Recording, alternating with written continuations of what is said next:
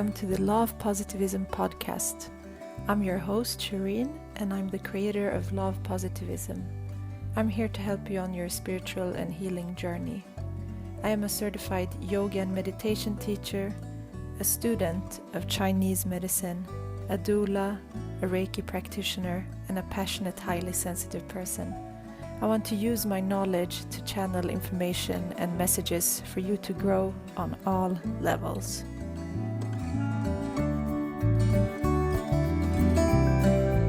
Hi, and welcome to the second episode of the Law of Positivism podcast. I'm so happy and excited that so many of you listened to the first episode. It brings me so much joy and happiness, and I just hope that I can continue giving you episodes that you love and enjoy and that you can share with others. So super grateful and super happy for your time and for your energy. And I'm really excited about this week's episode. I had the chance to talk with Marni Wasserman last week and do this interview with her. I'm super grateful. She's a certified nutritional practitioner and chef from Canada. She's also the author of 3 books, A Real Treat, Plant-Based Diet for Dummies, and Fermenting for Dummies. And she's such a good, inspirational person when it comes to nutrition and health. And she's also the host of the Ultimate Health podcast, where she's the co-host together with her husband, Jesse Chappes, where they share weekly different guests, different topics, all surrounding health. And they're so inspirational and so informative, and I love them. So I've known Marni for a while now, and she's just been such an inspiration for me, and I really wanted to bring her on the podcast. So we tapped into topics such as diet and health, and Marni's healing journey when she found out that she had Hashimotos. And we talked about the importance of listening to the body and making the necessary changes for the body to heal. And this also tapped into self-love. And now that Marni is pregnant, we also talked about pregnancy and birth and how to do it naturally. So really interesting topics, really interesting episodes. So I hope you enjoy, and if you do, take your time to just give me some feedback, leave a review, and just let me know what you think. So enjoy. Hi. Hi, Marni. Welcome to the podcast. Thank you for having me. Thank you. I'm so happy to have this conversation with you. I'm happy to chat with you as well. So I have been following you and Jesse and the Ultimate Health podcast for a very long time. And I just love to hear each week's episode and all the insights and wisdom that you share around health and well-being. So I'm very happy to have you on and to hear about your story and your background, and I'm sure all the listeners are excited to get to know who you are. Amazing. Thank you. Yeah. And I want to start just by asking you if you can share how you stay mindful and present. Well, one of the simplest but probably most cliche things that I do is I breathe. I try and really connect with my breath and really focus on my body awareness. So I tend to do this in the morning when I wake up. I just kind of lie in bed and connect with myself and check in. And then throughout the day, sometimes I have to bring myself back. Obviously, it's very easy to get caught up in day-to-day things and forget to check in with yourself and breathe and slow down. So that's a constant evolution for me to keep working on that. But I like to do things that involve a lot of play too, playing with my dog, being with Jesse, doing things that are fun, cooking in the kitchen. All of that keeps me very present and very mindful. That sounds wonderful. Breathing is really important too in my practice. So I think it can really ground you and take you to the present moment in an easy way. So It's great. And I would love for you to maybe tell the listeners about the Ultimate Health podcast and your work that you do together with your husband and how it started. Sure. Yeah. So the podcast is just over 5 years old now. And it's something that my now husband, but boyfriend at the time, started together. And we both had our own day jobs. He was working as a chiropractor and I was teaching cooking classes. I had a plant-based vegetarian studio in Toronto. So I was teaching cooking classes, sharing my health mission with the world at the time. And when Jesse and I were together for a year, he really had this idea to start a health podcast. And he was so excited about it. He had done a podcast before, which he had stopped. And then he really wanted to do another one again. And he wanted to do it with me. And we both had so much to talk about and so many things and messages to share with the world. So he kept nudging me to start a podcast. And it took me a little bit of time to convince myself, make sure I had the time and get my head around what a podcast was, because at the time they weren't as popular as they are today. And then eventually we started the podcast with the goal of health and wellness in mind. And that covers so many different things, of course, being the ultimate health, meaning everything from nutrition, fitness, mindset, yoga, finance, environment, well-being, self-care, all those things. So we had the opportunity to share our own knowledge around these areas, as well as interview a lot of different guests that we were starting to make connections with, or that we had existing connections with. So when we started early on, we both brought to the table people that we knew and things, and people that we could get on the podcast quite easily. And then as the show's grown, we've just grown and expanded into so many different experts in the field of health. And we also do a lot of our own shows too. So we have a lot of fun with it, and it keeps us busy. And now we've both transitioned out of those day jobs. So he's no longer a chiropractor. I'm still a nutritionist. I don't teach cooking classes anymore. So I kind of do a lot of my health and wellness stuff online through Instagram and creating products. But the podcast is our full-time gig. That's amazing. And as we've connected a couple of years ago, I've been following your journey, and I just love how you've evolved as a couple together, working on your dream and your mission. And I think that's one of the topics I would like to talk about later also, like how do you make that transition and have the courage to take a step like that, and just doing what's the best for you and your soul. It's really amazing. And yeah, I think it's very inspiring. Thank you. And I would actually like you to tell the listeners a little bit about how your interest for health started in your life, because I think it's always interesting to hear how people get into it. And you do get into it in the podcast, but maybe if you can just talk about it a little bit. Sure. Yeah, I've always been interested in health and nutrition and fitness from a young age. I was always fascinated with food, not necessarily healthy food, but eating. And I loved learning more. So as I grew up as an individual and learned different things along the way, and one of my first entrances into somewhat healthy food was vegetarianism when I was like in grade school. I had a friend that was vegetarian, so it started to show me that, oh, people eat a different way and you can eat without having meat. And what does this mean? And that was kind of my first entrance into starting to become fascinated with different ways of eating, different styles of eating. So that led into, I think from there, I kind of got into the body as well. So I was really, I became a personal trainer. I was fascinated with health and fitness, and then how nutrition played into that. So that was kind of my early entrance, just more curiosity and my own interests and passions. And as I grew up and as I went through university and as I got exposed to different books and people, it started to grow and evolve. And I started learning more about whole foods, what it meant to eat organic. And I started to realize that this is so much more of my passion than working as a personal trainer. And in the fitness world, it's so much more about what we put into our bodies. So that's when I first became vegetarian, and I went to school for it. I became a holistic nutritionist. Then I went to culinary school in New York and did my chef training.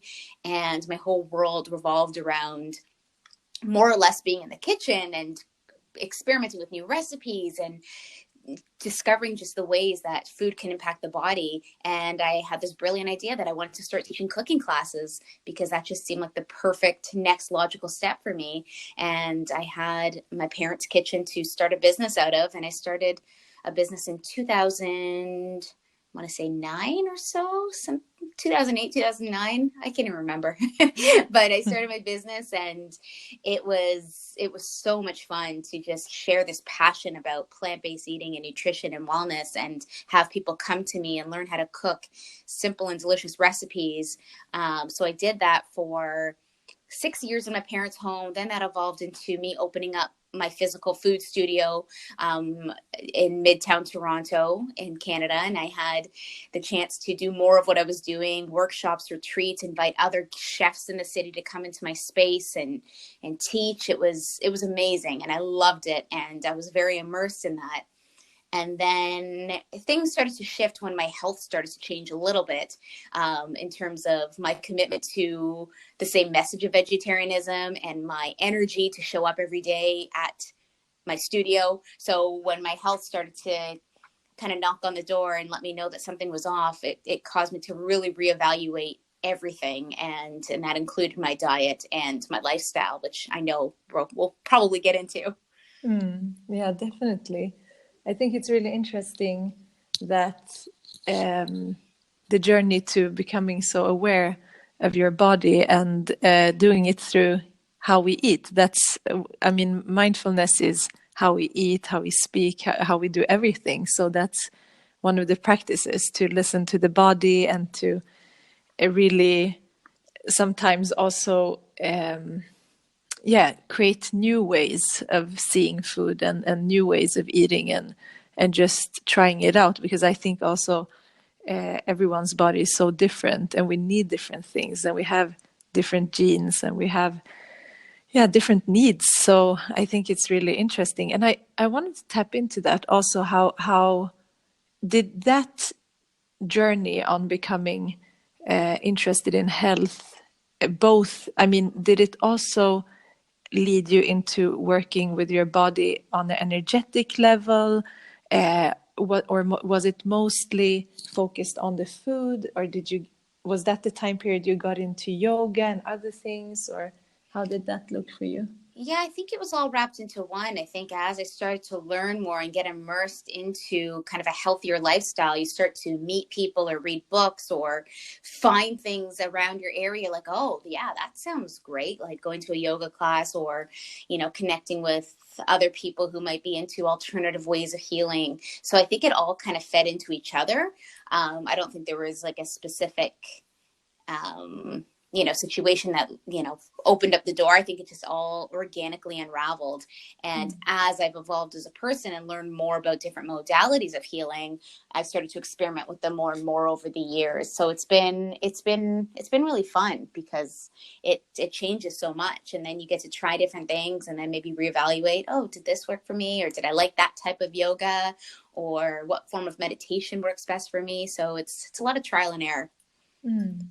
Yeah, and we evolve all the time. So something that works for us today might not work tomorrow, and that's the way life changes. So it's really, really good that you did that. And we can get into like you've worked so much on you share your healing journey a lot throughout the podcast, and it's also reflected on like the guests that you have, and it's really, your podcast is really my go-to podcast to understand my health better, and I think so many of the listeners that you have feel the same way. And it's so many great guests and insights and perspectives, and it's also a lot of new research, so it's not like it's old information. It's always new information that you put out there. So it's really,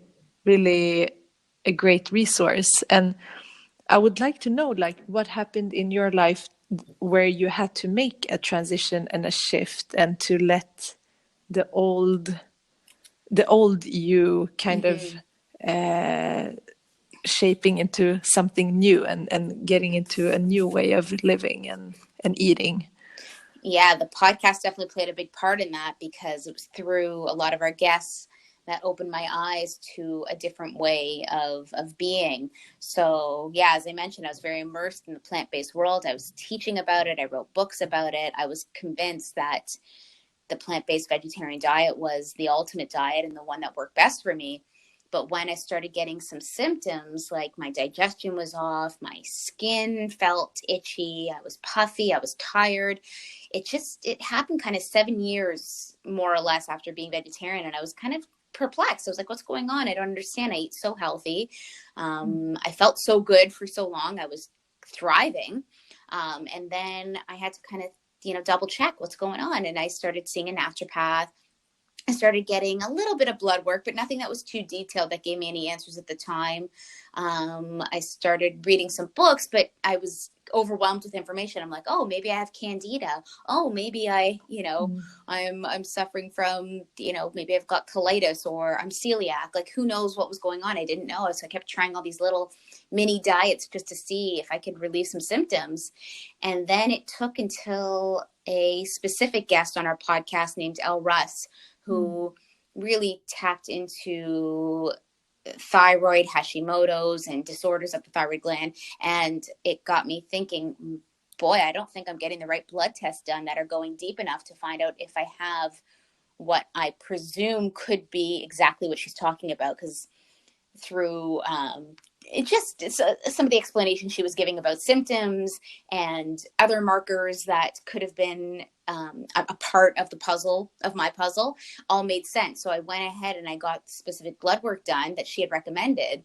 And lo and behold, I was diagnosed with Hashimoto's thyroiditis, which is where your immune system attacks your thyroid gland, and it is an autoimmune condition. So it really opened my eyes to show me that something deeper is going on. And at the same time, it made sense, because I had a hunch that this is what was going on. I knew that thyroid issues ran in my family, but not specifically Hashimoto's. So I started to really take it seriously at that time. And just before I found out that diagnosis, I had already started to slowly transition my diet away from plant-based eating. So I had already introduced eggs by that time, and I think chicken and fish. So I knew I was on the right path. And then that confirmed things and pushed me to go even further and be even more committed, because now I knew that my immune system was flared up and that there was inflammation in my body, and I had to tackle that before I could even get to other things. So it was really eye-opening for me, but it also forced me to really transition my diet and my lifestyle. And it took a lot of time, because mentally and emotionally I was committed to a certain lifestyle. I loved being vegetarian for both health and ethical reasons. So it was really hard to get over, but I knew that my health was suffering, and I could at least try this and see if it worked. If it didn't, I could always go back. But immediately when I removed the grains from my diet, when I started limiting and removing beans, like, I noticed such a difference in my digestion. I just felt so much stronger. And then as I started to include more animal protein, I felt different physically, and my skin felt different. And then it started to show up on my blood test that things were improving. So it's been about 2.5 years, more or less, of really being immersed in transitioning my diet and lifestyle, and I have made drastic changes, and I'm not fully healed. You can't fully come out of Hashimoto's. It can always flare back up again, but I would say that my markers and my antibodies are way lower than they were before, and I'm feeling a lot better than I was. I'm so happy to hear that, and I love that you have shared.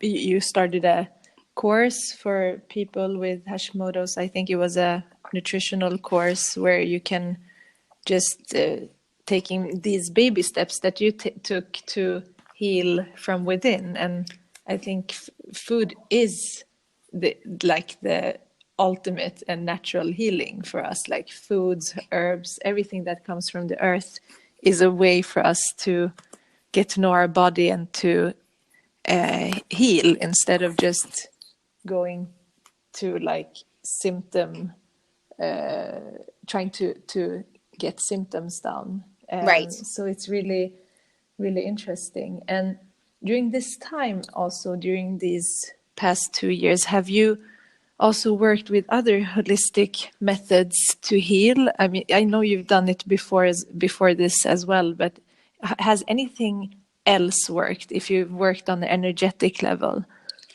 I think it's all been part of the healing process. So things like using my sauna, getting on my biomat, going for Reiki and reflexology. Well, reflexology is actually more recent, so that's kind of more related to my pregnancy journey. But yeah, I've had some energy work. I've gotten a lot of massage therapy for relaxation.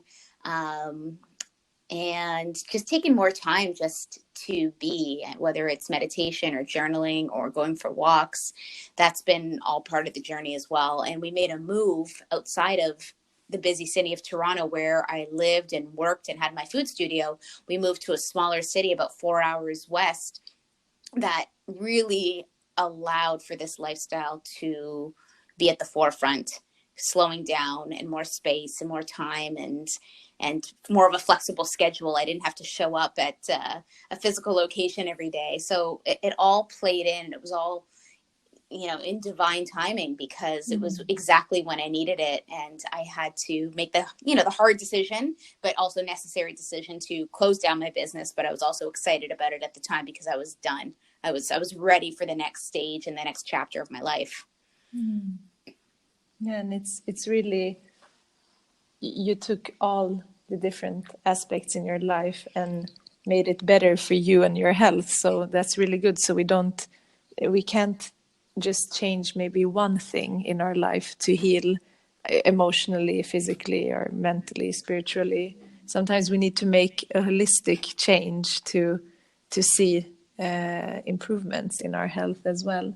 For sure. So that's and I'm really, really inspired by your move. I remember that you shared the move and in the podcast as well, and how did it feel? Because I'm thinking you've made some bigger transitions, and as we if we think about it spiritually, when you make a big transition that might feel hard to make, but you know that it's good for you, but sometimes the ego gets in the way. So when you switched over from a plant-based diet, you had some type of maybe ego struggle, like just the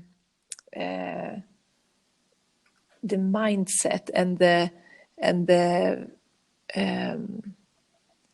the thoughts about things and the value we put into things. It's mostly created in our head. And the same thing with like having a steady job, living in a big city, maybe living the way that others think is a good way to live. And then you move out of that and do something completely different. I would love to hear about that transition, how you had the courage and the energy to do that as well, and both of you as a couple.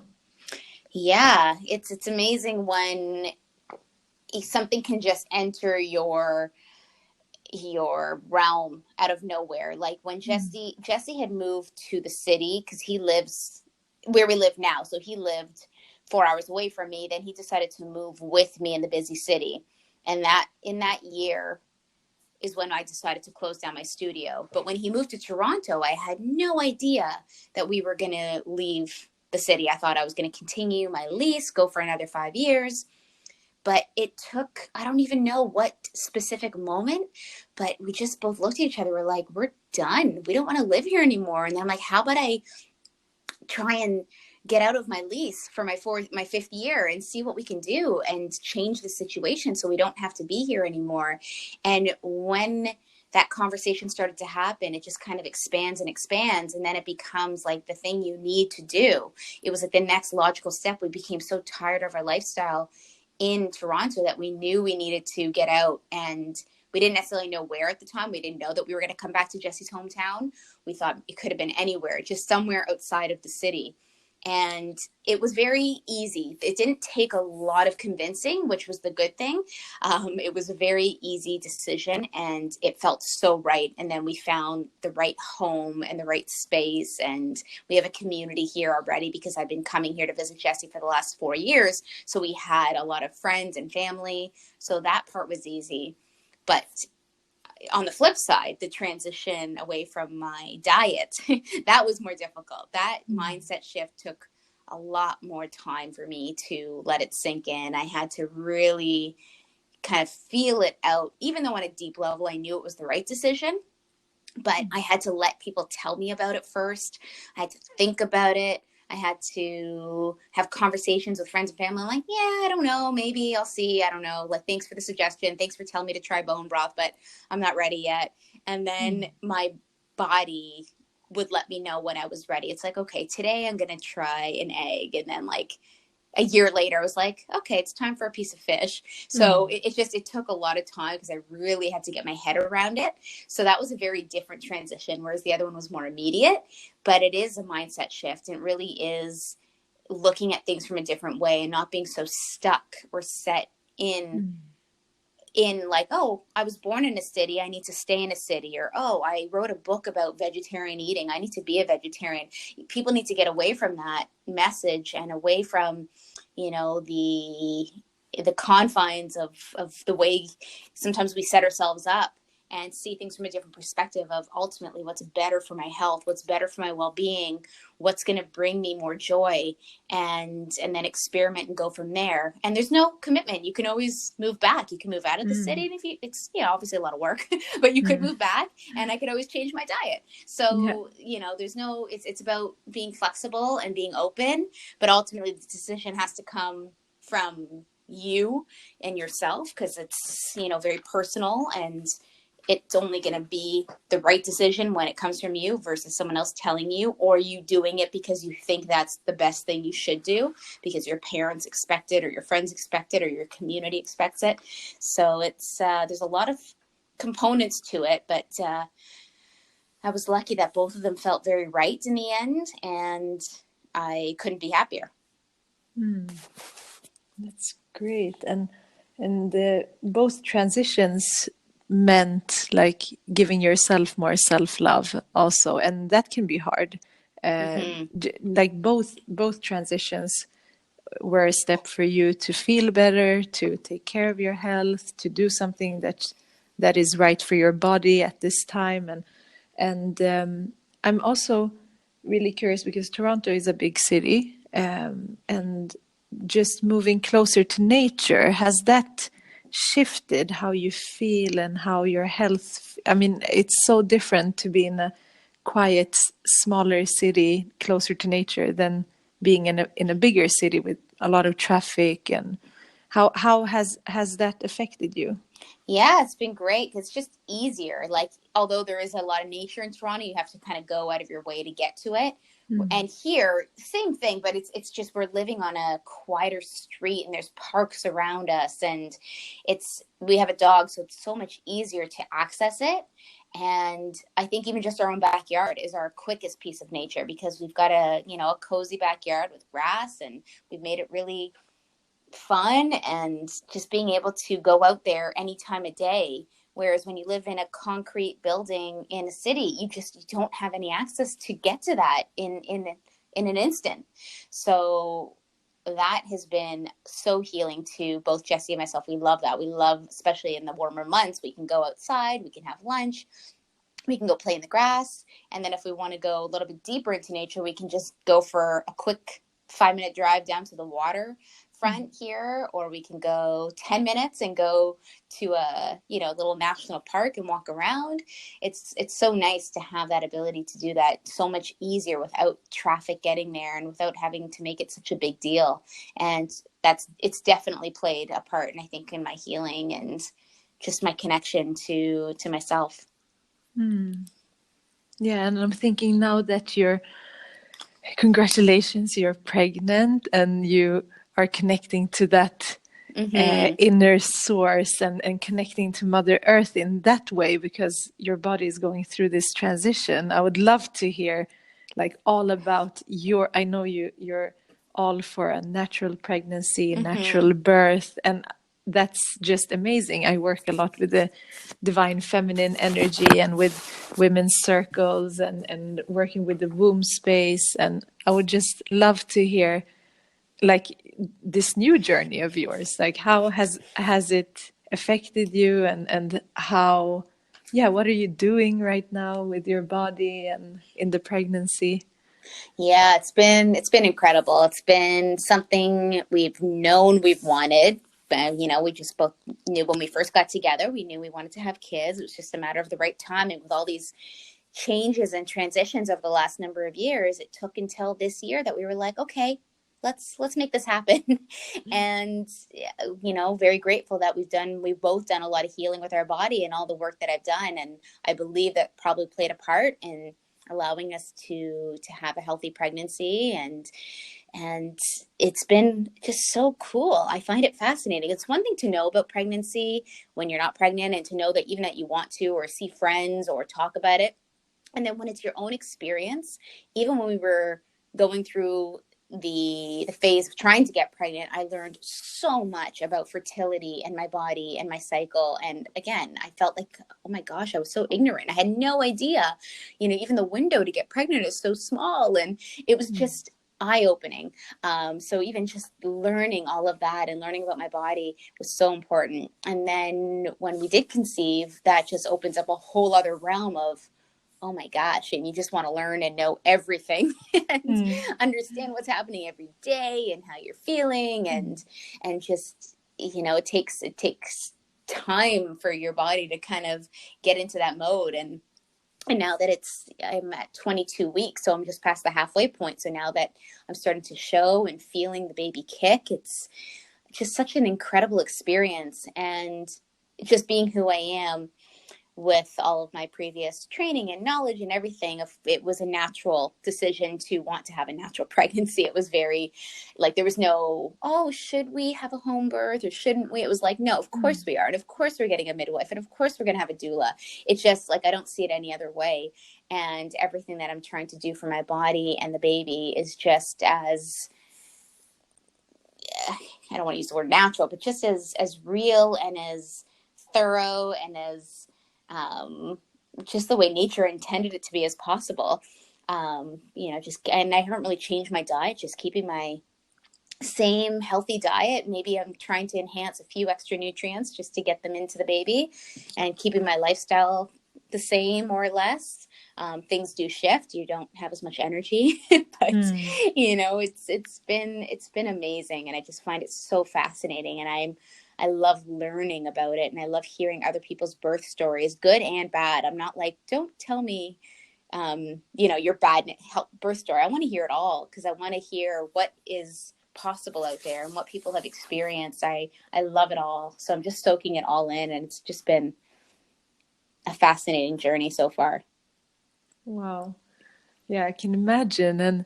And just having that new wisdom come into your body, or unlocking in your body the ancient wisdom, which I think it's very different in different countries. In Sweden, it's you always have a midwife. That's how it works here. So everyone that gives birth has a midwife, either home or at the hospital, or or unless you do it yourself at home and don't want a midwife. And also a lot of people are starting to hire doulas if they're doing a hospital birth, to complement the midwife and the nurse that is there for you. So I don't know how it is in Canada. It might be different. It's very different. Yeah. So if someone doesn't want to, is it like you're automatically get a midwife, or could you be assigned to go to a doctor or an OB?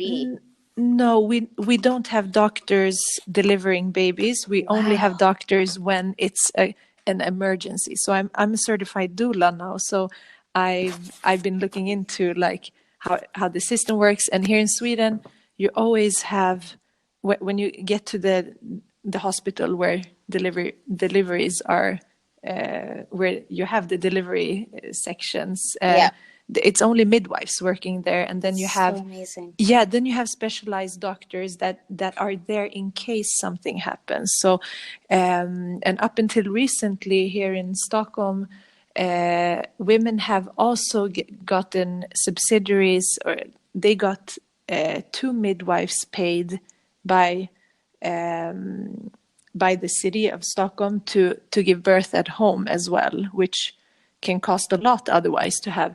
And so all of these midwives are hired by the government, and some midwives work at the hospital, and some midwives are working with home births, or both. So we don't have that system that doctors are in the delivery unless there is emergencies or something very. So it's a completely different thing, I guess, in the North Totally. Americas. Yeah. Totally different. That's amazing, and that's the way it should be. And is it the Mm. same way in other European countries as well, would you say?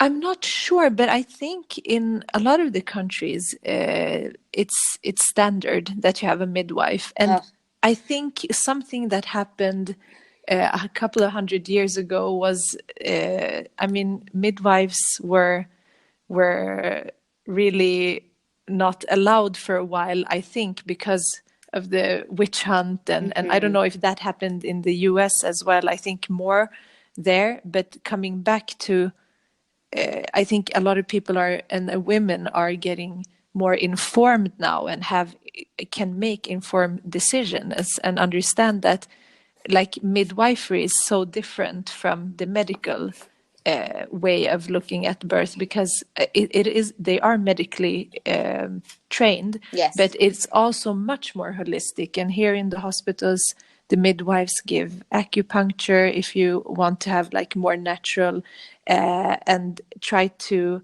do as less procedures and like these extra things that can come with a hospital birth. I think they want to keep it as natural as possible. So that's really beneficial.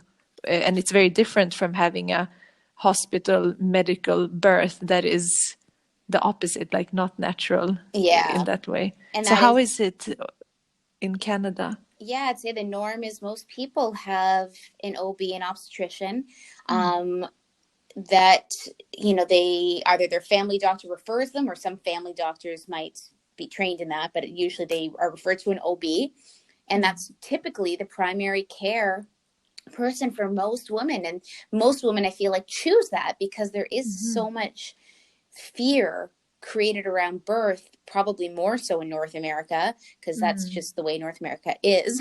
Everything is so fear based. Mm. And people are like, no, it has to be in a hospital in order to be safe. Mm. And then it starts this whole cascade of interventions, and very few women have control over their own birth. They just think that this is the way it needs to be. I need to be, I need to be given Pitocin. I need to, go through that whole funnel. And then ultimately the baby's in distress. And then the C-section rate is extremely high.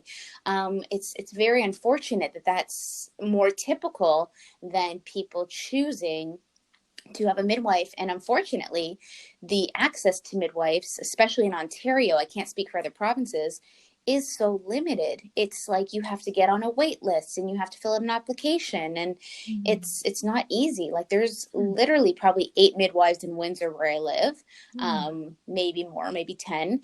And it's much harder process for a lot of people, although when you get one, it's pretty easy and it doesn't cost anything. It is covered by the government, which is amazing. So we have access to it. It's just it's not being utilized, and there's not enough women doing their midwifery training. Mm. So there's not enough Mm. of them, and then there's not enough people. Probably the demand is not as high, although I'd say it's probably getting higher than it has probably in the past, because now more and more people are aware of this option and opportunity. But yeah, no, I'd say the reverse is the common. The surgical medicalized birth is the norm, and the Mm. natural home birth or even natural hospital birth is kind of looked down upon, and questioned. Even, Mm. the few people who know me and get me have been like, of course you're having a home birth. But then, there's a few people who are like, oh my gosh, that's so scary. And I'm like, no, to me, it's so scary to go to a hospital. Like, Mm. I feel Mm. like that is, and I'm not saying that I won't go to a hospital. Obviously, if there is, knock on wood, a complication, Mm. luckily we live close enough to one and our midwife will be able to be there. But I know that I've been very lucky. I've never been in a hospital. Like, I've never been hospitalized. I've never had a surgery. I've never had to be there overnight. So I have this like very distant relationship with hospitals, and this is not how I want to have my baby. Mm. So I'm putting that intention out to the universe, and hopefully it stays that way. But to me, that would create all kinds of fear in my body to be in that system for my Mm. birth. So yeah, we are definitely planning a home birth, and it just feels so right. And yeah, I wish it was the way it was there. That's amazing. I think Mm. everyone needs the option or the possibility of a midwife, and then I don't know, or both if they want, at least if they want to have an OB and a midwife, I don't know, but Mm. Yeah. I mean, it's so different, and we're still kind of similar. The countries are similar, but I don't know what's happened that the medical system needed to take away the rights and also the power that women have yeah. over their bodies. I just mentioned that to the group that I teach pregnancy yoga to the other day, that I said, even if the hospitals, all of them close down, you will be able to give birth. That's a natural process. You will Yes. give birth, the baby will come out somehow, and it's just, I'm really passionate about bringing that awareness to women. And I think even though the system is very good here, there's still much more awareness that needs Mm-hmm. to be awakened, and also just being conscious about all the options, and just, I think it's growing steadily. I think having a doula is becoming more popular as well, just having also this support system around you, creating this stability, and we have a very famous book here in Sweden that is called Giving Birth Without Fear. So how you Mm. work, because the fear locks you. So where does that fear come from? I don't think it's instinct that you have. I don't think animals are afraid to give birth. I think it's Right. just like a programming, and just working with that and being conscious about fears that are maybe subconscious.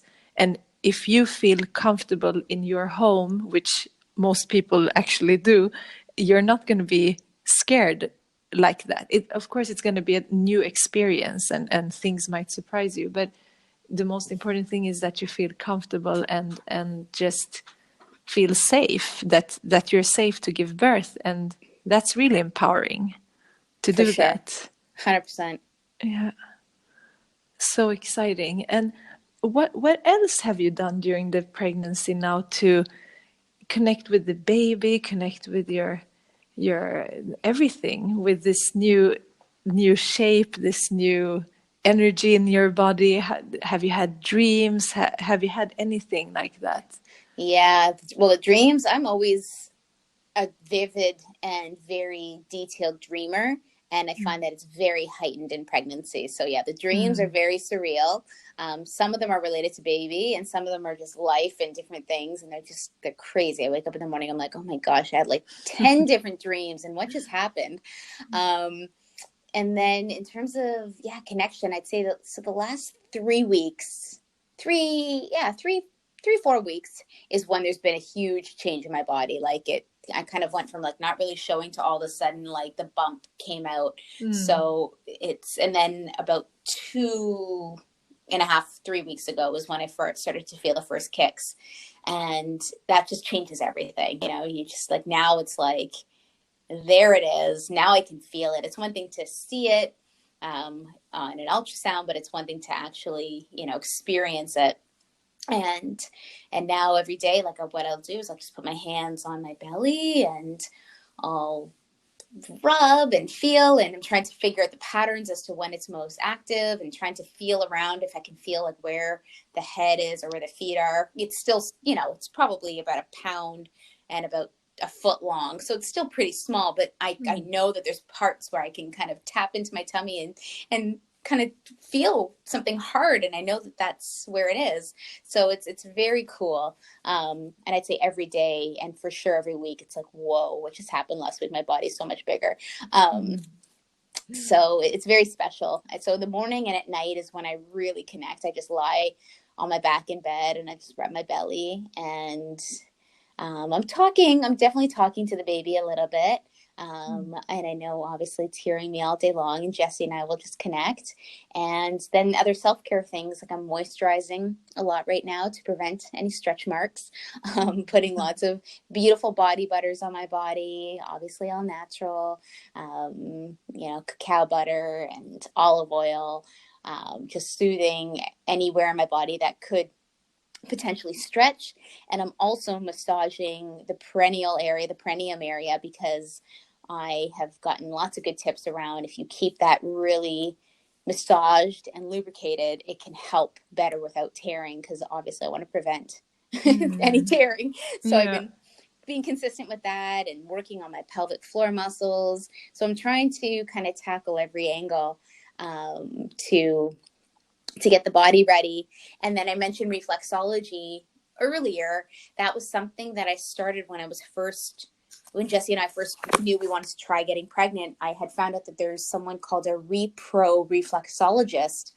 And I'm sure they're all over the world. If you just look for someone who's certified in reproductive reflexology, they can really work with the points from a fertility perspective. So if someone is having challenges with fertility, this might be helpful. Or if someone's just looking to get pregnant and wants to facilitate the process, it can be very helpful. So she knows which endocrine glands and which points to tap into, and follows the cycle, your menstrual cycle. So every week you go in for 4 weeks as you're trying to get pregnant. And every week she'll do a different patterning of foot massage, whatever she does that falls within that week. So that was something I started back in March, and I was going every single week consistently until we got pregnant. And then now that I'm pregnant, I go every other week, just as part of a balancing self-care, feel-good routine, because it just feels amazing to have your feet massaged. And especially as I get more and more pregnant, my feet are going to take on a lot more pressure. So it feels really good. And she's just supporting the glands in my body, and it's an amazing modality. So that's something I've been really loving as one of my consistent self-care modalities. Wow.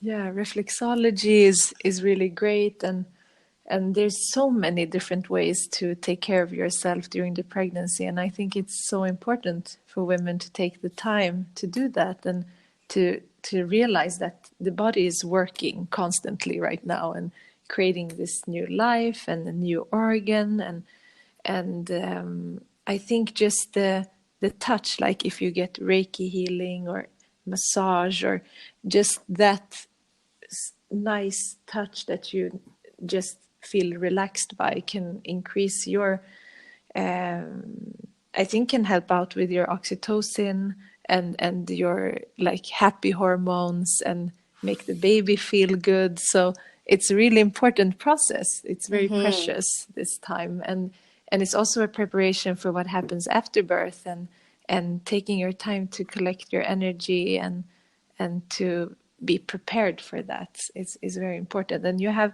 created this life where you're flexible. You don't have any. You decide how your schedule looks every day and every week, and you have that freedom, I think, and that's really good. Yes, for both you and Jesse, that you have so that. good.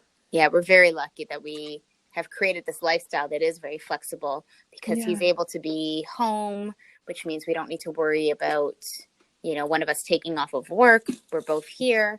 And then with the podcast, luckily, I don't have to be part of every podcast for it to still go on and continue to make us money, and for it to still get the same message out to the audience, something that Jessie can take on.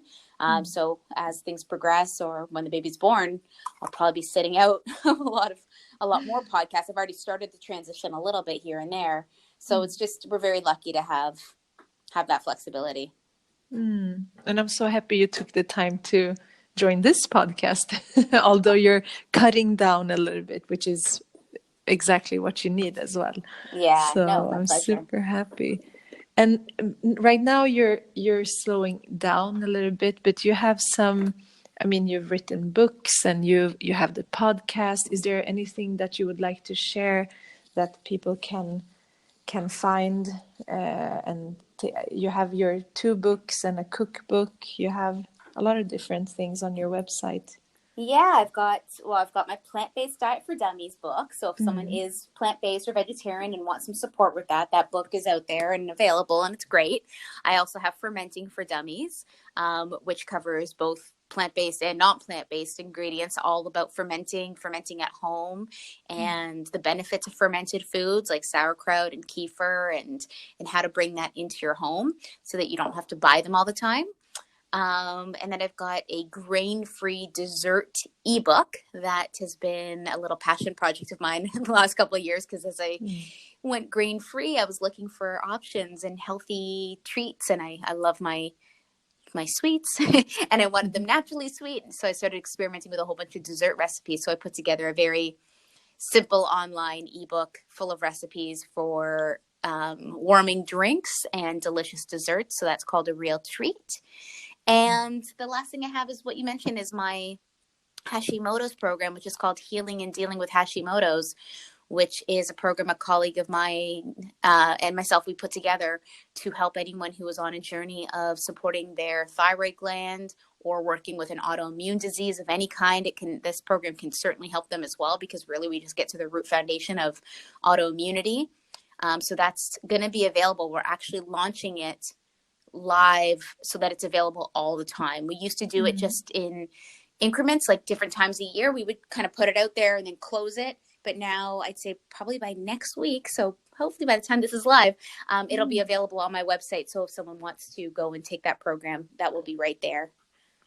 That's great. Yeah. A really, really good thing to share. And I really appreciate your work and everything that you and Jessie do. I love your podcast, and I'm always looking forward to the next episode. And you have everything from nutrition to mindfulness. And now I listen to the natural birth episode, if anyone is interested in that as well. And I love to see how the podcast evolves and what other things you will do in the future, maybe with babies and pregnancies and all of those things that you have so much wisdom around.